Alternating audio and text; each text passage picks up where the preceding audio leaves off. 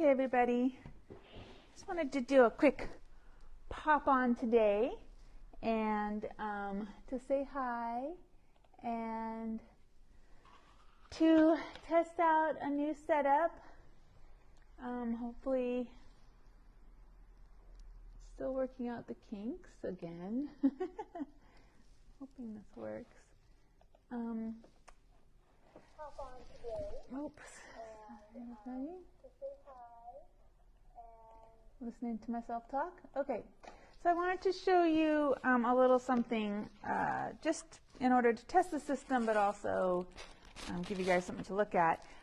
So I have cut a piece of paper with my new slimline dies from Pink Fresh Studios. So this is already the right size for a slimline card. And I'm just going to I wanted to show you a really fast example of using texture paste and liquid mediums. This is the transparent matte texture paste from Ranger. And I have a stencil from Tim Holtz. This is stencil 144. You can see it's kind of this sort of grid pattern. And I'm going to scrape on some of this paste using this spatula, which is all crusty from my last demo. Note to self, clean tools ahead of time. Half the fun with using these tools is then scraping the stuff off of them later. Anyway, I'm going to use this to put the texture paste on, and I'm just going to scrape it down through the stencil. This is a brand new stencil, so it's nice and clean. And I'm going to pull it off, and I'm just going to keep going along and adding more along the card because the stencil's not quite long enough. And then I'm going to do the last little bit with this portion so I get a little variety in there. Just a little quick demo on texture paste and stenciling, and this is something I use all the time. So now I've got, hopefully you can see that I've got the texture paste on there. This has a little bit of a matte shiny effect. I'm going to dry it, and that shine goes away, which is kind of nice because then I can see that it's dry. It's drying really fast, which is great. Hopefully you can still hear me too because I have my mic set up properly this time. And go through, make sure it all gets a nice skin on it. It might not be completely dry as in like I can touch it and not smear it, but it's now dry enough for me to interact with it. And so I wanted to show you a couple of things that you can do now that you've got some texture on there. And one is to use a liquid paint. This is a distress paint, and the distress line is great because you can use it just as a medium body paint, but it also has the distress quality in that it will dissolve really easily with water. So I've activated it with some water, and now I'm spreading it around a lot. Now this is a paint, and so in order to get it liquid, you have to spray it or with water. This is Seth Apter's dye spray. It's already a spray, so you can just spray that on and it will do. I like to flood when I do my texture, so you can see that I like to get it nice and wet so that it ends up being a puddle. And then, it gets blown around a little bit when I dry it. But what you can see is that it highlights that texture really nicely by flowing around it. And so then you get to see the grooves, and you can see that the two mediums there are mixing together. Now the distress paint is acrylic, and so once it dries it'll be permanent. The dye ink is not, which means that when it's down, it's permanent as long as it's dry, but if you get it wet, it will reactivate and move around again. And you can see that the dye ink is a little darker.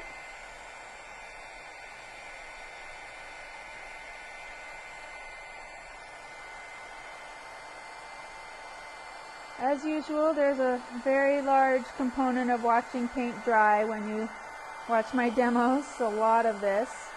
But it's still part of the paint process because, as you can see, I can move this liquid around with how I blow on it with the heat gun. So it's not just sitting here dozing off. It is literally, sorry, I just bumped the phone with my head. It is literally, you know, I can still interact with the whatever's happening on the page by how I choose to move that wetness around. And so where the paint was thicker is taking a lot longer to dry. And sometimes my pieces, if you've joined me on Friday for my 1 o'clock or my 11 o'clock lives, you may have seen me trying desperately to dry a very wet patch, because sometimes I end up layering wet on wet on wet on wet, and it can be really fun to see what happens when you do that, but it can also mean that it doesn't dry very quickly. So let's see, I have this blank spot in the corner, so I'm going to use another color. This is Wild Rose, and the color I used before is called Honey. Ooh. And part of what's fun is to see how these colors interact with each other. If I end up with a color that I don't like, then I just put another layer on top of it. If you don't like it, you're not finished. Keep going.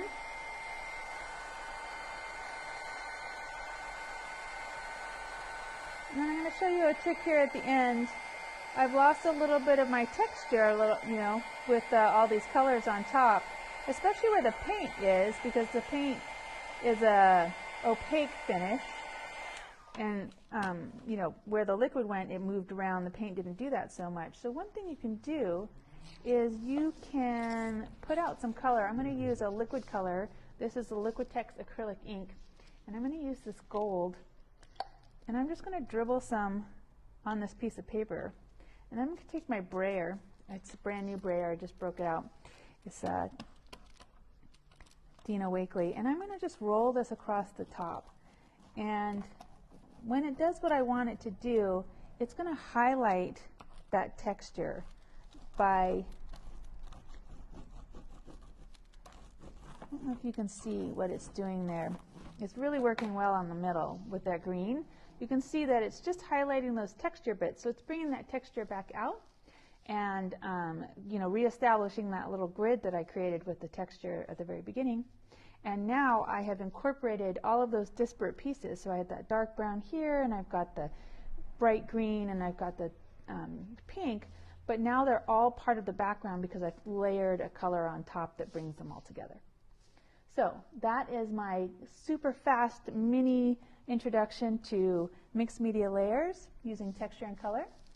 I hope you liked it, and if you did, come back tomorrow, or Friday at 11 is my mixed media demo, my art journaling demo, and Wednesdays at 12 I do a craft demo, and this Thursday at 12 I will be doing a jelly printing demo. So there should be lots going on, and hopefully you'll see something that's fun and exciting. And don't forget, all of these items are available in the shop. You can buy them online, craftinessonlineshop.com, or you can make an appointment at craftinessonline.com and come in and shop for yourself. I would love to see you. It's been really fun having people back in the shop. So, hope to see you soon. Stay well, everybody.